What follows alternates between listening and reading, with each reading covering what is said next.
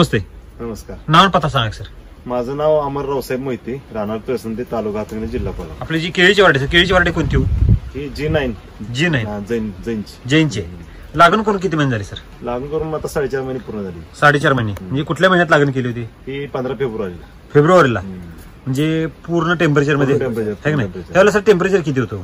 Temperature साधारण 35च्या वरतीच लागण केली. कमीत कमी 35 होतं. कमीत कमी. आणि हायर जर बघायला तर 42-43 पर्यंत गेलं. 42-43 पर्यंत गेलं होतं आहे की नाही? ह्या टेम्परेचरला सर आपण लागण केळी केळीची आहे की नाही? किती एकर क्षेत्र आहे? हे 2 एकर आहे. 2 एकर आहे.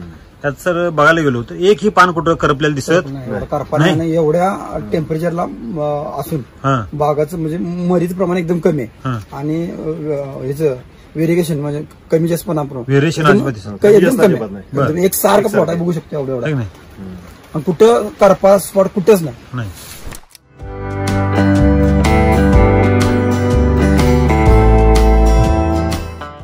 बरं सर, तुम्ही शेती किती वर्षाला करताय?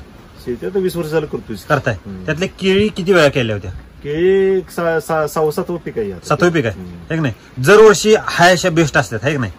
दरवर्षी नाही, ह्याचं पहिल्यापेक्षा जर ह्यावेळी चांगले आहे. बरं, काय बदल काय केला का सर? बदल जरा कृषी अमृत वापरलं ह्या बागेला. जरा एक सुरुवातीला 1 डोस पुन्हा बेसल डोस आहे. बरं, त्यासोबत वैदिक पण ऍड केलं? वैदिक ऍड. बरं, किती बेसल डोस दिली सर? 2 बेसल डोस दिली. कधी कधी दिली? लागणीच्या वेळी एक आणि पुन्हा नंतर 1.5 महिन्याने. 1.5 महिने असे 2 बेसल डोस दिले. आता प्लॉट सर वय किती आहे? 4.5 महिने. 4.5 महिने. तुमची उंची किती आहे सर? माझी 5'9". 5 फूट 9 इंच आहे की नाही? जर हात वर करा बरं. हाताला गावते का पान? ती नाही गाव. किती उंच असेल अजून? हातापासून किती उंच आहे? 13 फूट आहे साधारण. किती? 12-13 फूट. 4.5 महिन्यात 13 फूट. तुम्ही 6वं पीक आहे ना हे आपलं? दरवर्षी काय परिस्थिती असते 4.5 महिन्यात? 4.5 महिन्यात नुसती भरणीला येत होती त्यावेळी. लय फरक पडलाय. केवढी असायची अंदाजे वय? डोक्या एवढी म्हणजे भारी, लय भारी झाली. बर, ते वर खाली व्हेरिएशन असायचं एक सारखा. आता ह्याचा फायदा बेनिफिट काय होणार? वेन एकसारखे. आता मी जरा झूम करतो सर. खाली जर बघायला गेलो, ही जी बुंदा जी आहेत आणि सगळे एकसारखे सर आहे की नाही? 2 ह्याच्यातलं अंतर चांगलं अंतर म्हणजे मानावं असं आपलं. ही मान बघतोय सर, मान बघतोय. ह्याची मानेची जाडी किती आहे? जाडी किती आहे बघा बरं. तुमच्या हातात बसते का बघा बरं. किती इथे घालायला लागतात? 3 लिटर लागतात. 2.5 लिटर लागतात आहे की नाही? मानाला म्हणतोय सर मी, म्हणजे शेंड्याला. आणि जर बुडक्यात बघायला तर बुडका किती असेल अंदाजे? बुडका साधारण 2 फुटाचा असणार आहे. 2.5 फुटाच्या आसपास. 4.5 महिन्यात. सर केळी किती महिन्यात पीक आहे? केळी साधारणतः 11 महिन्यात ते कटिंग होणार. कटिंग होत आहे की नाही?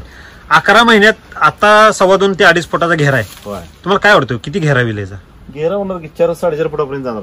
4.5 फुटाचा घेरा. माणसाची उंची असते 5 फूट आहे की नाही? 4.5 फुटा जर घेरा झाला तर त्याचं घड काय पडेल? घर 35च्या पुढेच पडला पाहिजे. सहज आहे की नाही?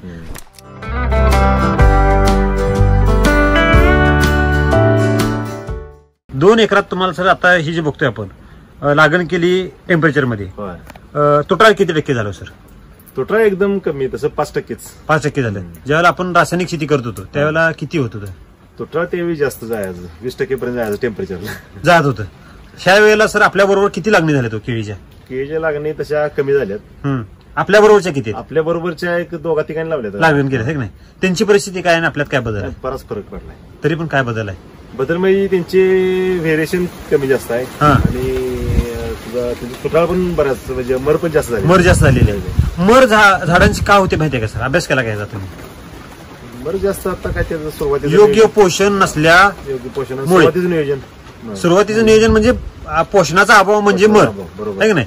जर त्या रोपाला वेळेवर जर वेळच्या वेळेला पौष्टिक अन्न नाही मिळालं तर ते मरणार आहे की नाही? आपण ह्याला सुरुवातीलाच काय दिला? वैदिकचा बेसल डोस दिला. त्यात बदल काय जाणवला हो तुम्हाला? सुरुवातीच्या वेळेची बदल काय होती? बदल जे सुरुवातीला जे ग्रीप धरायचं प्रमाण होतं ना ते पण एकसारखं होतं. त्यामुळे ते फरक पडला. एकसारखं आलं. तुम्ही अगोदरची जी होती 4.5 महिन्याची केळी की तुमच्या डोक्याच्या बरोबर असायची, हा नुसताच ग्रोथ झालाय का बुंदा पण मोठा झाला? बुंदा पण झाड झालाय. बुंदा झाड झालाय. वादळ जे आलं होतं का नाही त्यात बाकीच्या लोकांची झाडे अशी बऱ्याच लोकांची कल्ली होती पूर्ण अशी लहान अवस्थेत कल्ली होती झाड. पण आपलं कुठेही झाड तुम्हाला कल्ल्याला इथं दिसणार नाही. मी कुठे अजिबात चढवलेलं नाही झाड, नंतर काही केलेलं नाही. अजिबात नाही काही केलेलं नाही. बरं, तर 100% फरक पडला. वादळ असलं जोरात होतं की त्यावेळी घड पडलेलं नसताना सुद्धा बागा पडल्या.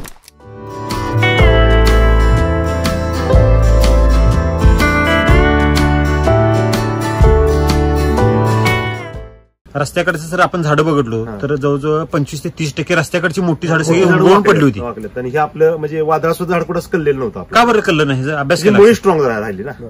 खरं खोट आहे. आता आपण मगाशी बघितले सर, इथं मधल्या पट्ट्यात आपण बघतोय, मधल्या पट्ट्यात मुळे आलेले, ही जी मुळे आहे मधल्या पट्ट्यात सुद्धा मुळे आलेले हे सहज अगदी. आता इथं बेडच्या बाहेर बघतोय सर, इथं काही हे नाही, खेळ नाही, इथं झाड आहे, झाड येत आहे, इथं झाड आहे, त्याची मुळी कुठे मुळी येत आहे. म्हणजे झाडापासून किती अंतर असेल सर? जरा जरा हे अंतर टाकून बघा बरं. झाड किती आहे? 5 फुटाच्या पुढे, 5 फुटाच्या आसपास. 5 फुटाच्या आसपास इथे ही जी मुळे आली. आणि कशी मुळे सर? कार्यक्षम मुळे. म्हणजे एवढ्या मुळे सर आपण कधी बघितले त्या गाव? नाही, कधीच नाही. हा,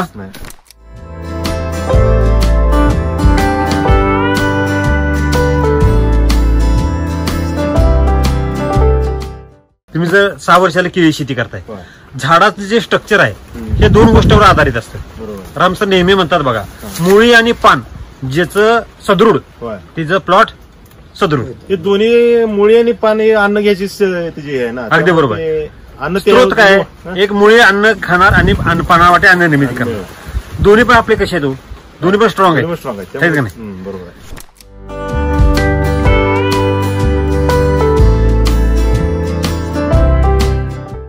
जर आपण सर वैदिकचा बेसोल्डोस वापरला तर तुम्हाला वेगळे पण काय वैशिष्ट्य काय वाटते? वैशिष्ट्य म्हणजे काय, आता हे पानाला म्हणजे गडद हिरवापणा जे आहे का नाही, ते पानाला चांगला आहे. ह्याच्या अगोदर पानं कशी असेल? पानाचं साधारण पिवसळ पडणे वगैरे त्याला रासायनिक डोस सारखं त्यामुळे देणे, असं त्या फवारणी देणे.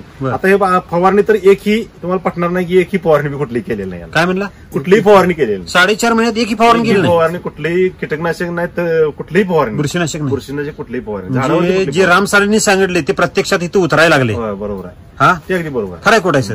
म्हणजे पोषणाचा किती मोठा रोल आहे हा आपण जिवंत उदाहरण घेऊ शकतोय.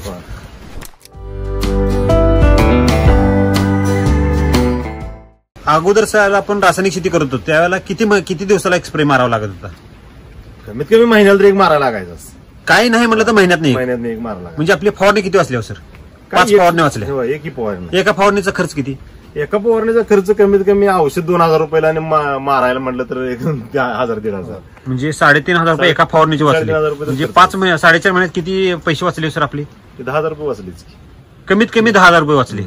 म्हणजे आपण जो काही एससीटी वैदिकवर जो काही खर्च केलेला आहे तो फवारणीच्या माध्यमातून आपल्याला कव्हर झालेला आहे. म्हणजे एससीटी वैदिक आपल्याला फायद्याचे का तोटे सर? नाही, फायद्याचे 100%. म्हणजे फ्रीमध्ये मिळतं हे आपल्याला. म्हणजे त्याला पोषण योग्य द्यायचं आणि त्याच्या फवारण्या बंद करून टाकायच्या. बरोबर. खरं खोटं आहे सर? तर तुम्हाला तर बघतोय घडाची मान जी आहे आता मान एवढी मोठी झाली आहे की नाही, त्याचा घड काय पडेल? माझा 35 किलोची राशी बसायलाच पाहिजे सगळी सरासरी, है की नाही? आता आपला प्लॉट बघायला येणारे बरेच तुमचे मित्र आहेत, है की नाही? त्यांची प्रतिक्रिया काय प्लॉट बघून? त्यांची प्रतिक्रिया काय सारखी येतात बघायला. डिफरन्स त्यांनी जाणवते. मी ती स्वतःच्या बागा ज्यांच्या आहेत त्यांना ते फरक जाणवते.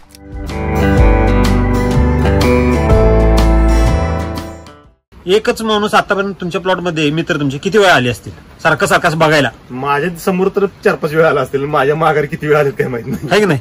म्हणजे त्यांना तर काय वेळा वेगळं पण जाणवायला लागले, है की नाही? प्लॉट आवडतोय. आता ह्या प्लॉट मध्ये सर आपल्याला स्वतः बाहेर जाऊ वाटत नाही. अगदी हिरवगार आहे, महाबळेश्वर मध्ये गेल्यागत अगदी. आणि ह्या वर्षी पाऊस पण तितकाच झाला आणि टेम्परेचर पण तितकंच होतं. कुठं काय साईड इफेक्ट नाही, कुठं स्पॉट आहेत का बघ करप्यात? आता एवढा पावसाचं वातावरण का नाही, करपा असतो पण कुठे एक स्पॉट नाहीत करप्या. म्हणजे सर म्हणतात की एकही फवार मारला नाही. आता हे प्लॉट बघून अजून गरजच वाटत नाही. म्हणजे जर आपल्याला काय वाटलं तर ह्याला काय द्यायचं, नुसता भेसोल्डोस द्यायचा आणि मोकळं व्हायचं. म्हणजे एवढी ताकद आहे का वैदिक मध्ये? इतरांची सुरुवातीचं 5 महिन्याचे आहे नाही पहिलं, त्यावेळेस खाद्य जेवढं झालं तेवढं त्या पटीत घर पडणार. म्हणजे जी काय फाउंडेशन गच्च करायचं ते सुरुवातीलाच खर्च केला पाहिजे. म्हणजे घर सुद्धा बांधताना बघा जास्त खर्च कुठे होतो? फाउंडेशनला खर्च करतो. काय म्हणतात म्हणजे जे काय घर बांधणार असतो ते सुरुवातीलाच ढासळतो. आणि फाउंडेशनला एवढा खर्च झाला तर वर किती खर्च होईल? जेवढं आपलं फाउंडेशन गच्च असेल तेवढं आपलं पीक सुद्धा कसं असणार आहे सर? चांगलं असणार आहे.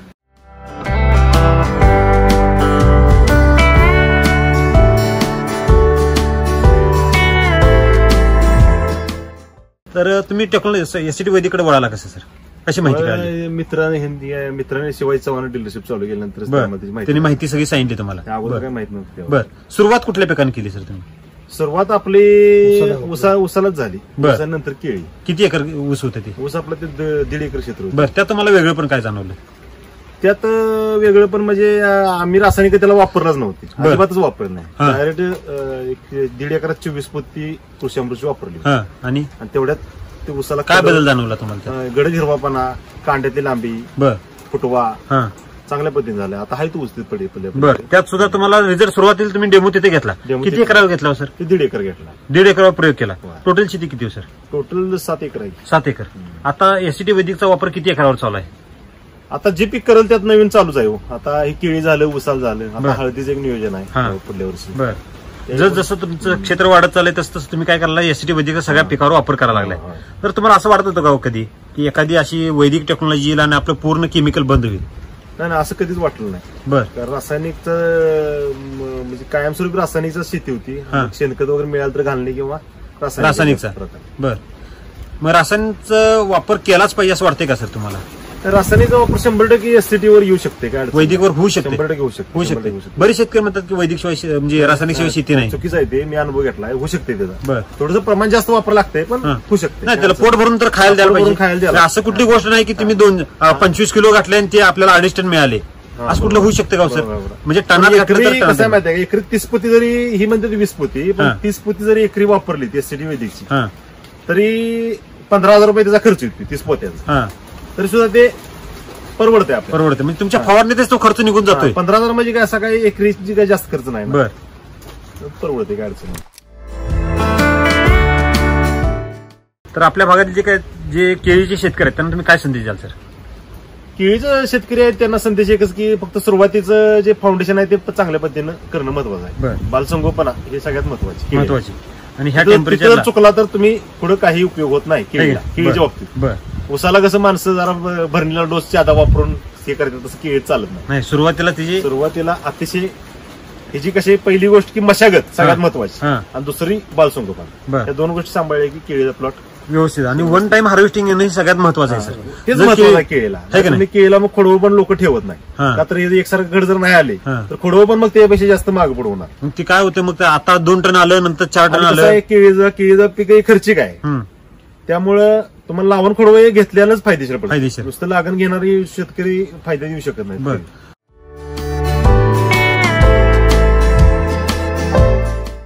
आता कोल्हापूर जिल्ह्यात म्हटलं सर ऊस शेती बरीच प्रमाणात केली जाते, है की नाही? तर तुम्ही ऊस शेती सोडून केळीकडे कसं काय वळाला?